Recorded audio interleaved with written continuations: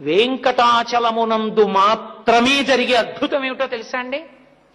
శిశువు నుండి వృద్ధుడి వరకు, స్త్రీ పురుష పండిత పామర కుల మత వర్ణ వివక్ష లేకుండా ఆనంద నిలయంలోకి మీరు ఇలా వెళ్ళి చూడగానే ఒక పెద్ద రాశీభూతమైన విద్యుత్ ఎలా లాగేస్తుందో అలా ఆయన మీ మనసు లాగుతాడు. అందుకే అప్పటి వరకు అబ్బా ఏమిటోనండి అన్నవాళ్ళు అబ్బా ఎంత బాగున్నాడనే అంటారు. వెనక్కి నడవడం జీవితంలో అలవాటు ఉండదు.